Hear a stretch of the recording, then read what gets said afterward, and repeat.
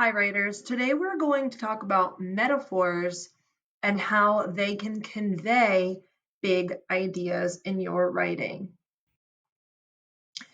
So, today, here is our mini lesson teaching point. Sometimes it can be hard to find the words to describe something really important. I personally struggle with this too.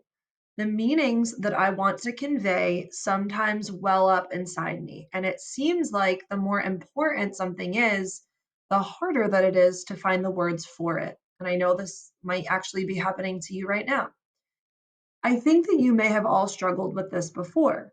How do you describe the important role that your mom plays in your life? How do you capture the feelings that your home give you? Today, I want to teach you that writers often take tiny details from their lives, often something that could be very ordinary, and let that one detail represent the whole big message.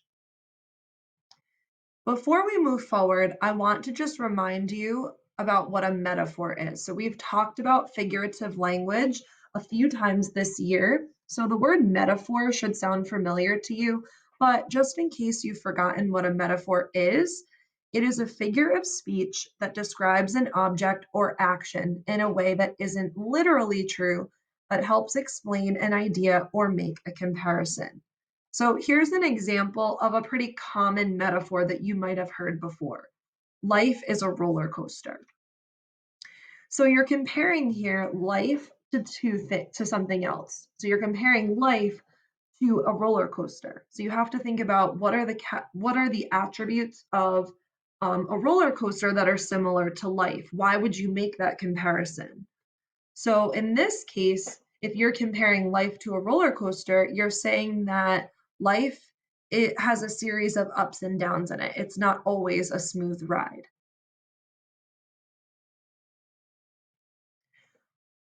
So there are a couple of different ways that you can include metaphors to convey big ideas in your writing.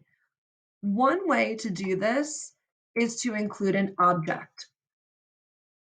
Okay, so you can include an object in your writing, and we've actually talked about this previously before as well. That's when we include an object, that's also called symbolism. So you can include an object that represents something bigger than itself.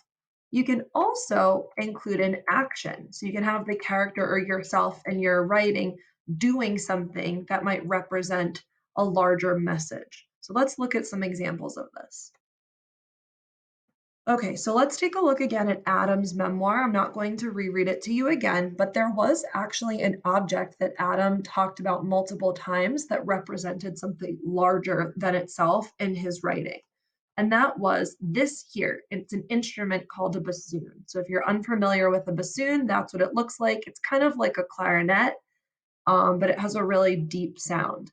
So he actually talks about the bassoon a couple of times in his writing.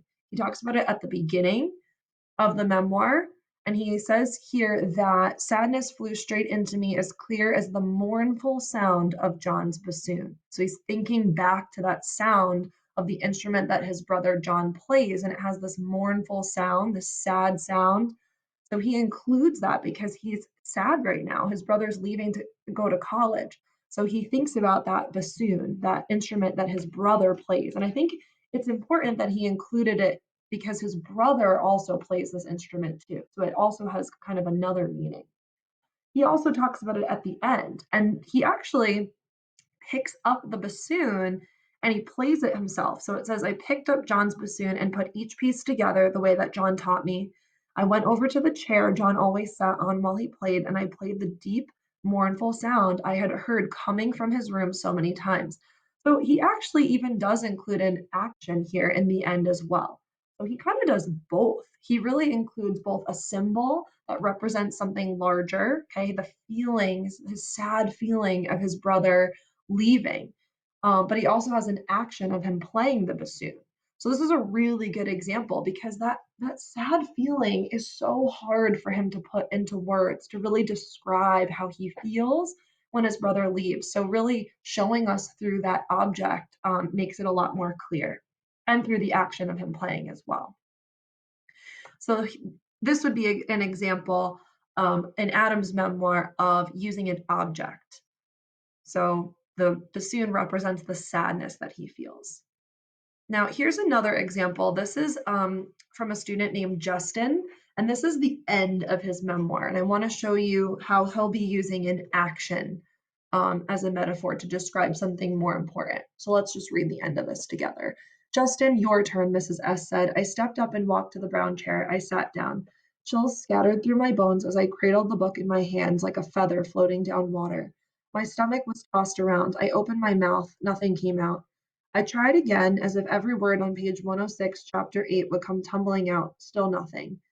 I tried one last time. Only a squeak came out. I wish all my troubles disappeared like a pop bubble. They started laughing. Then, stop. You can't laugh at someone if they did not laugh at you. I could not believe it. Thanks, Danny. He stood up for me, and he had no reason. The teacher lost her temper and ended reading short. I got up and walked over to my locker. So Justin was trying to think of a way that he could end his memoir, and he wanted to try to do that with an action. So I'll show you what he decided to add. So this is what he ends up adding to end his memoir. I shut my locker and walked down the hall with Danny talking. So, friend, what's new? So he shows here how important Danny standing up for him was, and how in the end he wanted to become friends with Danny. So he wanted to show that. That's a pretty big idea. So he wanted to show that instead of just saying, and Danny and I became friends. He wanted to show it through some action and even a little bit of dialogue between him and Danny. So he shuts his locker and they walk down the hall together, and he ends up talking with Danny and asks what's new, and he calls him friend. So this is an example of an action. Justin's memoir adds action and dialogue to show that how they started to become friends. All right. So today's task is to continue drafting the body of your memoir today. Keep your focus on continuing to tell your story, but think about how you can add in a metaphor by either including a symbol or action to represent a big idea. I wanted to just give a shout out. Joseph, who's in my afternoon class, he did a really good job of this. So Joseph is just, just like you all, he hasn't finished his memoir yet, but he included a really awesome metaphor. He's talking about comparing life to a long road. And I thought that was a really, really great idea and a really great metaphor. So I just wanted to give him a shout out too. And here are just some reminders. So remember that we will be working tomorrow to continue adding more to our memoirs. So you don't need to be finished with it today. Tomorrow, though, we are going to be focusing on ending. So we're actually nearing the end of working on our memoirs. If you need a little bit more time, but beyond tomorrow, you can continue working on your memoir on Friday. You can work on it for homework over the weekend as well. And then next week on Tuesday and Wednesday, we're going to be editing our memoirs, and that'll really be the end. So you'll have about a week from today to be totally finished with your memoir, which includes writing it and editing it as well, just so that you're aware. All right, again, if you have any questions, you can always send me an email, and off you go.